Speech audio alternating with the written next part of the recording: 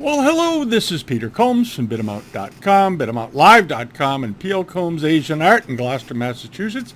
And today is, it's October 6th, Wednesday, 2021. And in this video, we're going to take a look and see what the results were over at Christie's following Asia Week. Last week, we talked about the Sotheby's sale and some of the surprises over there. And Christie's had an equally good series of sales. We're going to talk primarily about the Chinese Works of Art auction. We covered some of it in the video a couple of weeks ago around the 24th, but we'll review those quickly and then get on to some other lots that had interesting histories and it did very, very well.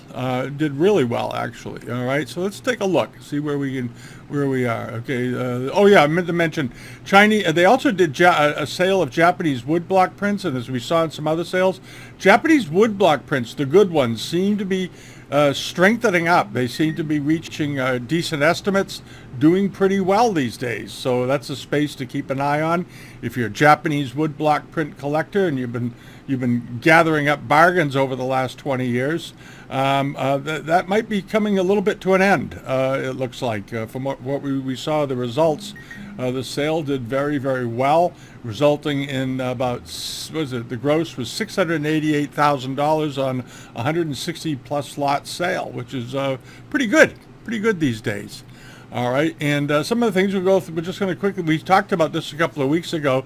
This was that really unusual little Cloisonne teapot that was from the George Walter Vincent Smith collection in Springfield, Massachusetts. They began deaccessioning a few things a year or so ago. They did really well because this is all material that was collected prior to 1908. It's been in the museum ever since. The museum seems to be going on some sort of fundraising thing. A lot of museums these days are having financial trouble because of the COVID situation. Attendance is down, memberships are down. So if you have a nice museum in your area, support the place. All right, because you'll want them around. They're an asset to your community. But the museum here is apparently selling off. They've sold off quite a bit of stuff. It's a little bit disconcerting. It's not all of it, but they've sold a lot of material, and this was one of them. Very unusual little teapot, estimated at $20,000 to $30,000. Blew through that and ended up selling for $150,000. And then, of course, there was the really oddball, the Prickett stick. This was something we had talked about considerably because I'd never seen this form before at all, and I was absolutely fascinated by it. And I asked if anybody has seen a similar, send me an image of it. Is there one in a collection you're aware of? And so far, I've heard from a lot of people who have seen similar decoration, but not this form. The form was maybe singularly unique. I don't know, but as of right now, no one can show me another one. And it was estimated at $10,000 to $15,000 with no date, as you recall, which was very unusual. They put no date on it and ended up selling for $337,000. So pretty sure somebody out there, or a few people out there that were bidding knew a bit about this, and so far there hasn't been anything published, but if there is, we're going to talk about it. All right, and then there was this, of course. This was more Cloisonne. This was also from the Smith collection in Springfield. Was this really, really nice Qianlong period incense burner on stand? Again, estimated $100,000 to $150,000. Went through that like crazy, $600,000. All right, we covered all these in some detail a couple weeks ago, and then of course there was the lemon yellow enamel decorated chrysanthemum bowl, very unusual color. Christie's gave it a very, very soft estimate of $20,000 to $30,000, and it went for over $300,000. Here's a good image of the bottom and how they treated the mark, which is quite attractive. The way they did this, it's absolutely beautiful. And this very lovely little foot rim, this outer ring of yellow, and then the double blue, and then the Yongzheng mark in the center, meticulously drawn as they always are. And $325,000. Go figure. Beautiful bolo. And on to some other things here. We're going to talk a little bit about some of the furniture that's sold. Furniture still remains, it's interesting, it's still very strong these days. Chinese furniture, Ming furniture, and we're starting to see some rather strong prices in Qing furniture, high-end Qing furniture. And there's a piece coming up at the end here that we hadn't discussed before, but did very, very well, absolutely beautiful. And we'll talk about that in a few minutes. All right, this was one of these Yale University apparently is selling off some things for their to benefit their acquisition funds. They went through a period back in the 20s and 30s, in the 40s and 50s, where they were given a fair bit of Chinese porcelain from good collections, mostly alumni or relatives of alumni, and they had been given this this was from Florence Buys von Valkenburg. She died in 1940. And ended up at Yale University. It was accessioned, apparently it was bequeathed to them because she died in 1940, and it was given to the university in 1940. Typically done in her memory. That's usually what happens. Nice gift. This was a beautifully done Kangxi vase. The cobalt decoration on it was particularly strong, very dense, very pure blue, wonderfully drawn with the herons and all that, and the moon coming up out of the clouds. And this beautiful pine tree, and then of course they have the rain pattern, and then the pattern repeats down below. They repeat the pattern from here, in case you missed it. I don't know if anybody even looks at these things, but I did. And they do a repeat. Here's the upper section, and then they repeat it and enlarged in the main body of the vase itself. And in here they added a deer. Okay, there were no deer at the top, but they sprinkled in a couple of deer, and then the foot rim at the bottom. And it ended up doing great. It ended up bringing almost $50,000, sold for $47,500 with a $10,000 to $15,000 estimate, which was quite modest, but clearly above average for one of these. These phoenix tail vases, the form seems to be becoming sort of strongly back into favor among collectors. It was they were sort of languishing around there for a couple of years, and all of a sudden the good ones are bringing a lot of money. And then the jades. This was this was a gift from CZ Guest, from the collection of FC and CZ Guest, socialite, art collector, well known.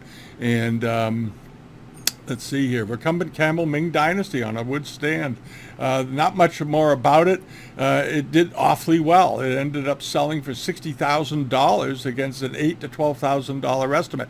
And this is the second time we've seen one of these nice recumbent animals. There was one a couple of weeks ago with a good russet inclusions, bringing a lot of money. I don't know if it's become a particular new area of collecting or something, but this did very, very well. This was a wonderful carving that was lovely. The surface on this was great. Christie did a good job photographing this. If you're interested in jades, you really have to pay attention to the surface where it reflects to get a sense of its authenticity. And here they did a nice job of showing you some good photographs of it. They've included a couple of pictures, and you can really, really enlarge it, and you can see the texture, this beautiful texture that you find on old jade carvings. And it's a lovely shade of green, and then you have this very, very pretty russet inclusion that runs from a fairly light brown down to a very, very dark brown on the rear legs of the animal. Just beautifully done, really lovely. And then of course there's like a crown of brown on the top of the camel's head. The eyes are meticulously done, the ears, the lips, and all that business. Nice looking piece of jade. $60,000, but worth it. Probably, obviously worth it to some people. They really like that. And then you had this, a pair of Yongzheng American period copper red wine cups. These are quite unusual. Let's see, these were sold at Sotheby's before in 1987. They were in a collection. Then they sold at Christie's in 2004, and then they were handled by Marchand. So that's a pretty good line of provenance for collectors these days. And judging by the estimate, the person did very, very well with them. But the color of these and the evenness of the cups is just superb. You notice that the way the glaze goes up, the way it runs to the foot, all of this is very, very even, very, very smooth, very consistent, beautifully done. Here's a picture of the bottoms. The marks are as you'd expect, perfectly done, matched, both bowls. Foot rims are exactly the same. Glaze is exactly the same. Same texture of glaze. Quite lovely. And these are not big. These are what, two and 7/8 inches in diameter. So not even 3 inches wide. And they were estimated at 20 to 30,000, and they sold for 131,000. So again, we're seeing very good prices in monochromes, luscious monochromes like the yellow bowl that sold earlier, beautiful quality, and copper red, beautiful quality. Again, doing well. And there's pretty clearly that there's an upswing, or there's a strong market right now for Marken period imperial monochromes. It seems almost even more than enameled pieces in some cases. And then these were amazing. I don't know if anybody stopped to look at these. The photograph doesn't make them look as big as they are. You would, at a glance, these would read visually as being, a foot and a half, 2 feet tall. These things were enormous. These Ming statues, they were bronze, 66 inches tall. All right, so they're over 5 feet tall for the pair, for each. And the quality of them is just absolutely excellent. Wonderful dark, even patinas. The faces are very, very expressive. Both are different. This one holding a big scepter in his hand, but meticulously done. And these were in the Springfield Museum, and they were bought prior to 1908. Nice old examples, and imagine getting those shipped over. Wow, big ones. And I don't think that the price was absolutely crazy, but it was a strong price. $300,000 to $500,000 estimate, sold for $1,158,000. But take into account how big they are, and they are a pair, and or a complementary pair, and great condition, great patina, and great provenance, and off they go. And it seems to me a couple of years ago there was a big bronze similar to these that was, I think it was at Christie's, and they also did very, very well. Because these things make a statement. If somebody puts this in their front hallway or in their house, really quite something. I hope an institution bought these. It'd kind of be nice to see. And then you have this. This is a fascinating piece of furniture. It is a Hongmu Luhan bed, and a little Kang table here in the middle. But what was really interesting, if you took the time to read the description, read who it belonged to. It belonged to Prince Duan. And he was the favorite of, later in life, he was the grandson of the Emperor Daoguan, and he was the favorite of Cixi, the Empress Dowager, and he was involved in a lot of palace intrigue. He was a supporter of the Boxer Rebellion. He was exiled, and then he came back, and all that turmoil between 1900 and 1920 in China. He was right in the heart of it. He was a very controversial figure. A lot of people thought he was sort of a layabout troublemaker, do-nothing, he was basically a nobody until the Empress Dowager made him prince because she was conspiring against the Guangxu emperor, all this other stuff. A lot of palace intrigue about this guy. But this was apparently, they give him he's the owner of this daybed, which makes it absolutely fascinating on top of the incredible quality of it. It's a later Qing piece, 19th century bed, but absolutely spectacular quality. Absolutely spectacular. Beautifully done, beautiful wood color, great surface, in wonderful condition. This archaistic front section attached to the legs. You see a very similar base sometimes on Kang tables from this time and a little bit before. Then you have these mythical beasts down here. All this going on with it. It's an absolutely great looking piece of furniture, and you tie that to the history of it and who sat on it and what this piece of furniture saw. It's a pretty exciting thing to own. Pretty exciting thing to earn. The waning days of the Qing dynasty. You can't beat that. And it was estimated at $50,000 to $70,000 and went for $93,750. And I don't think, given the history, the ownership, and that kind of thing, and there were lots of princes over the years in China. Loads of them, because of all the children. But one that was around and witnessed the pivotal changes in the end of the empire. and to own something that belonged to somebody that was there, no matter what history you believe about the guy, it's an incredible thing. It's an incredible thing. And here it is. Somebody picked it up for, a significant amount of money, but, under $100,000, and, a piece of furniture that has a tale to tell forever. Really great.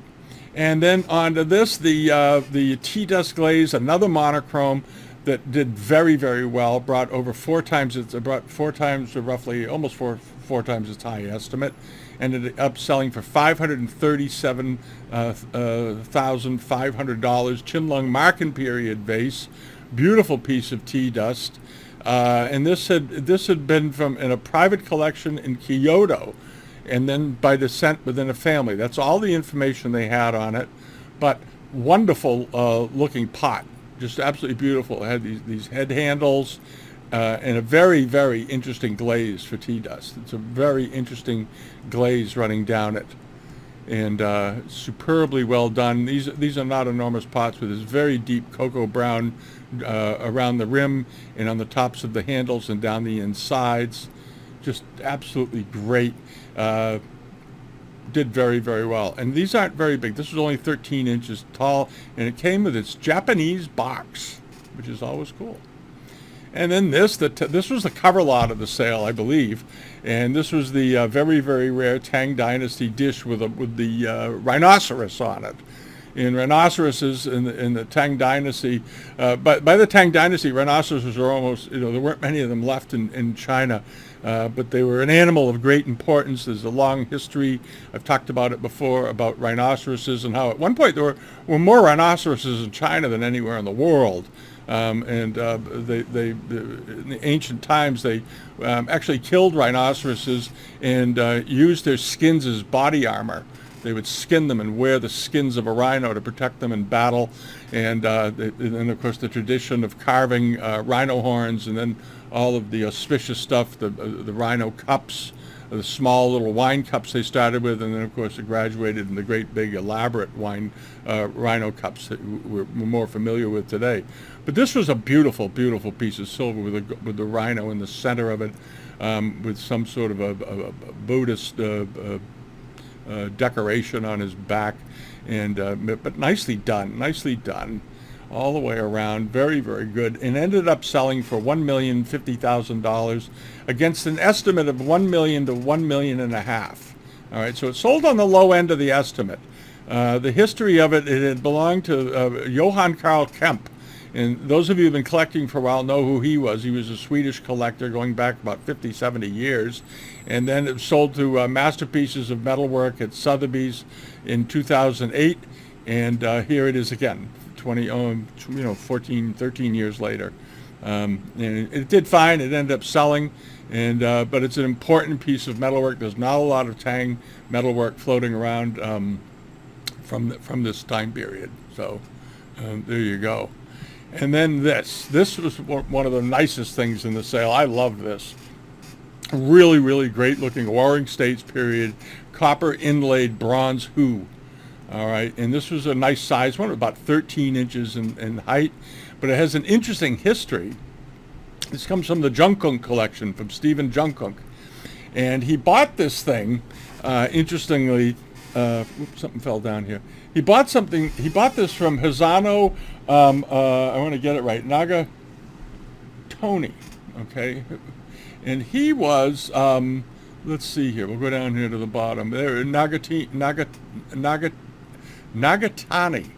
And Nagatani was he was the head of Yamanaka Company in Chicago up until the time that he was the director of that store for Yamanaka. And as you know, when after Pearl Harbor, under the 1917 laws, the federal government seized Yamanaka's assets and had a sale. They auctioned off some of it at the at Park Benet, and they had the famous yellow catalog with all the stuff that you could buy on approval and this sort of thing. So Nagatani was out of work, so he opened his own store in 1944, in Chicago because he was well known. And he was very knowledgeable Asian art dealer.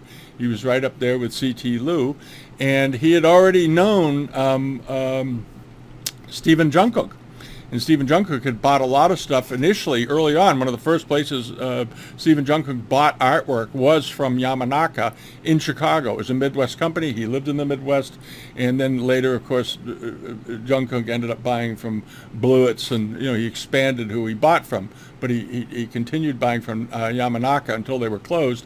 And then this fellow opened up his own shop, knew Stephen Jungkook. Stephen Jungkook bought from him. And one of the things he bought was this Who, and it was estimated at $60,000 to $80,000. Ended up selling for $525,000. But an interesting history. I kind of wish they had put more in here, other than Nagatani Inc. 1958. All right, the store was in business up until around I don't know. It was in business for about 30 years, and he died in the 1980s, 1988 or 9 or somewhere in there. He was, I think, somewhere in that area. He was a pretty old man, but he was a good friend of Stephen Jungkook's. And that's a whole other story, the story of all these great dealers that were around back in the day, Duveen Brothers and all that. So this is how the stuff got into the market.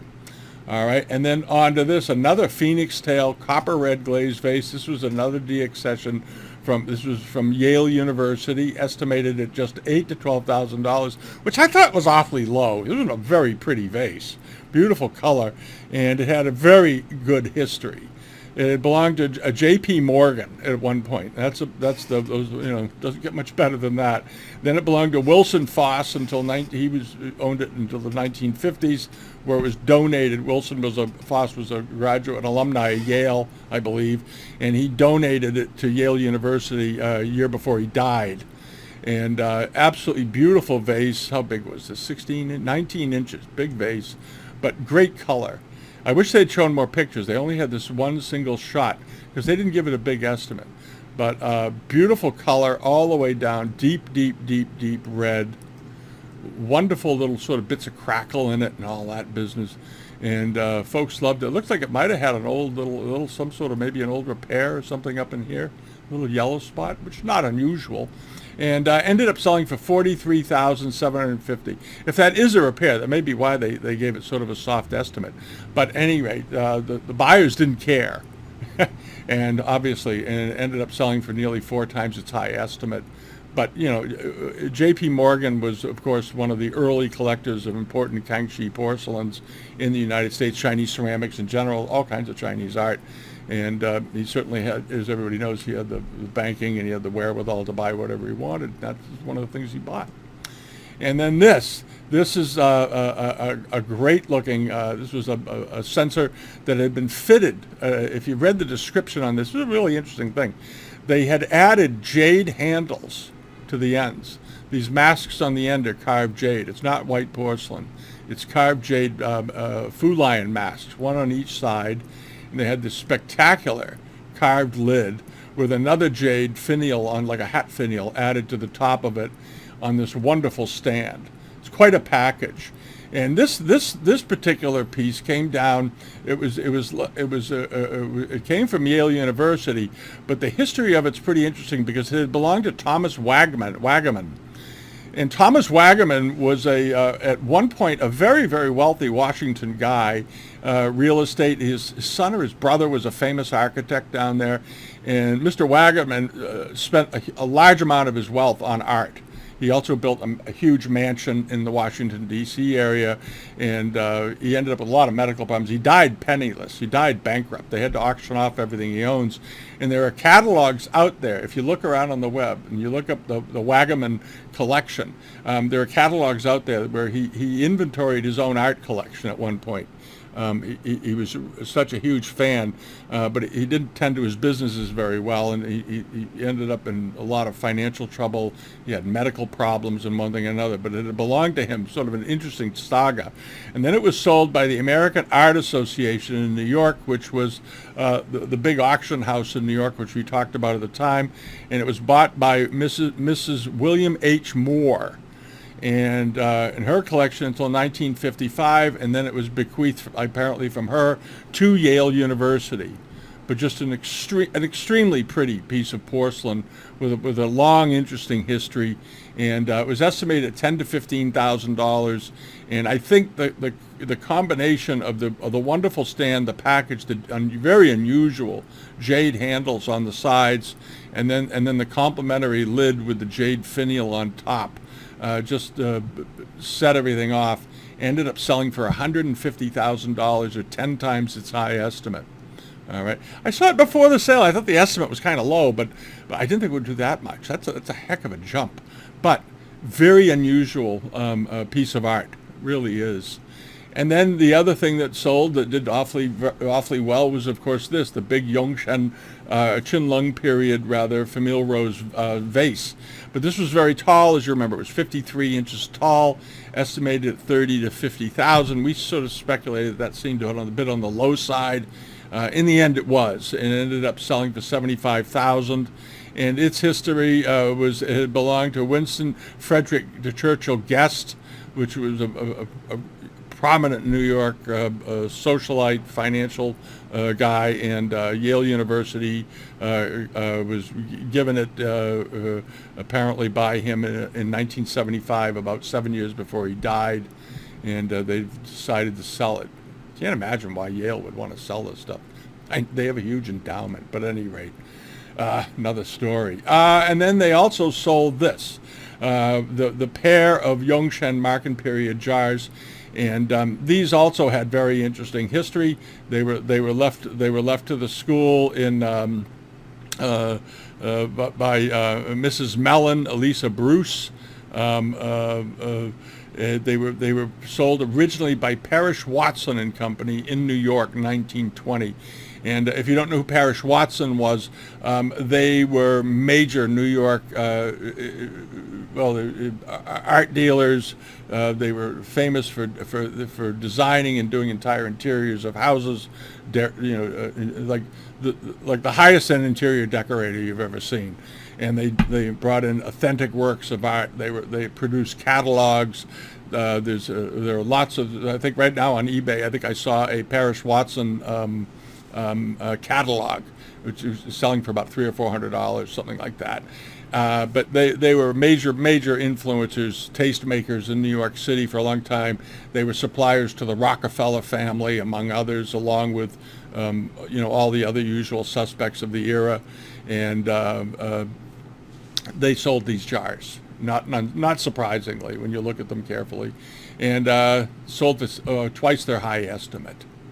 So it's really the history of some of these pieces is really interesting, how they got to be there. And then you had this, the interest in brush pots continues, and so expect to see a lot of fakes of these in the next year. There are already a lot of these blue and white fakes floating around, but so be very, very careful. This was a real one. It was estimated at $20,000 to $30,000. Ended up selling, that was a really low estimate. Ended up selling for $150,000, which I think is about right. There's a bit of history on here, and it was sold by Frank Caro. And Frank Caro was, of course, he started out working for C.T. Lew, sort of ran the background of his store for him. He did his photography. He became very, very knowledgeable. And when C.T. Lew died, he took over the business and ran it for many years. And there's that funny expression, Frank Caro, successor to C.T. Lew, and that was sort of a marketing line, the tagline that they used back in the day, because he wanted to maintain doing business with C.T. Lew's customers, obviously, because C.T. Lew was so profoundly well collected. And here's a picture of the bottom, and there's the famous Frank Caro label, successor to C.T. Lew. All right, and I've had pieces with that label over there. If you've been a dealer for any length of time, you probably have too. He was a very active dealer. He sold a lot of stuff. It has a Kangxi mark. I mean, it has a Chenhua mark on the bottom, but the pot is Kangxi, and it did just great.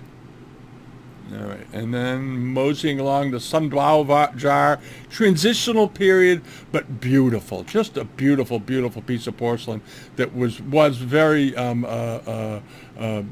low. The estimate was terribly low on this, $8,000 to $12,000. This was good size. It was 19 inches tall, so I'm not quite sure why they gave that such a low estimate. It's sort of insulting. And it had belonged also to Winston Guest and CZ Guest. Did it say who they bought it from? It doesn't. They probably got this from Parrish Watson too, but they probably couldn't prove it because it's the kind of stuff they sold. Beautiful colors, absolutely, crisp and clear and lovely, mid 1600s, and just beautiful all the way up. And I don't think it doesn't appear to have any damage to it. Maybe it's on the other side or something. I don't know why they would estimate it at that low. This was a beautiful big jar. Ended up selling it for, I think, a pretty well-deserved $35,000. Given it, and you remember transitional period porcelain, though, back when they bought it, nobody wanted this stuff because nobody hardly understood it. For a long time, nobody was that interested in transitional porcelain because there wasn't a lot written about it.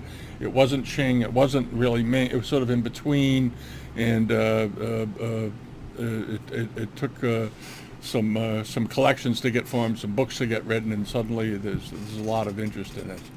All right, and then back over to the Springfield Art Museum. This was another incense burner that sold Qianlong period, not marked.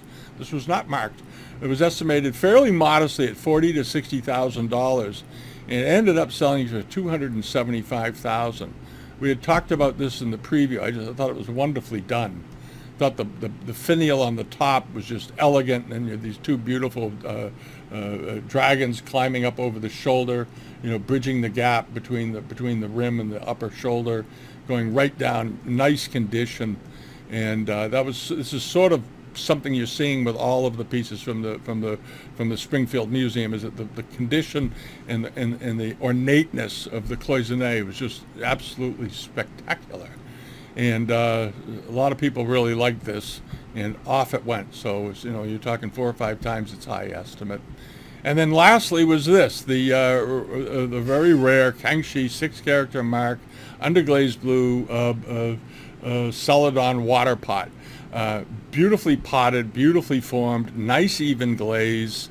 Here's a picture of the base, Kangxi Nianqi 16, and all that information. Then the accession mark over here.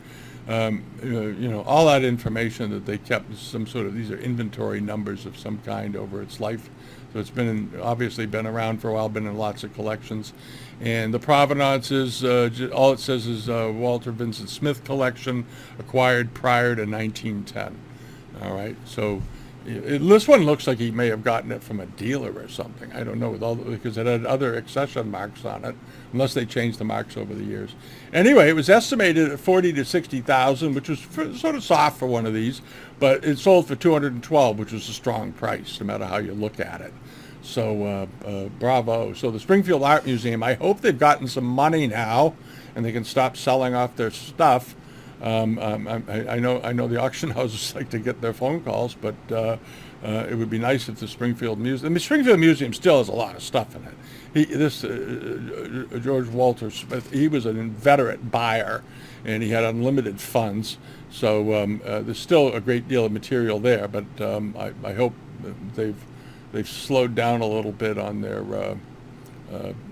selling. Maybe install a better alarm system or something if that's a concern. But at any rate, that's it. They've pulled out millions, and let's hope that's the end of it for now. All right. Not that I don't like to see it sell, but I like to see museums hang on to their stuff too. Okay. And that's about it for the Christie sale. It was an interesting series of items. Many of them, as you saw, had good provenance, good history, interesting previous owners, interesting dealers handled them, and going back a long time, going back 100 years. And that, of course, is something that really, really drives prices. But as we saw at the Sotheby's sale with those unprovenanced mark and period pieces, they did great too. Imagine what they would have done if they'd had their histories.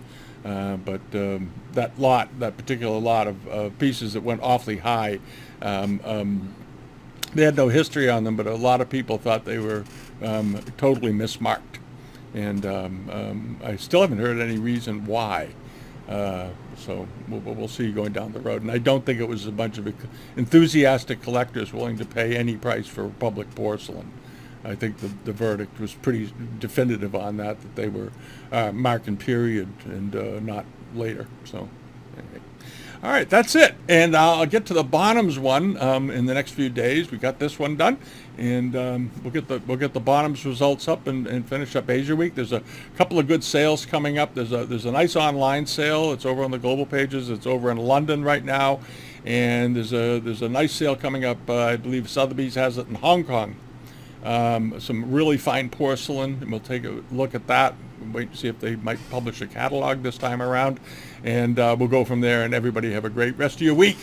All right, thanks for watching, and if you haven't subscribed yet here, please do, and join us over at bitamount.com. Use the site, use the forum, share information, use the bitamountlive.com site if you need to sell something, you want to sell something, you want to buy something, have a look. Things have been selling there lately, and I'm very pleased about that. And that's it. So have a great rest of your week, and thanks for coming. Bye-bye.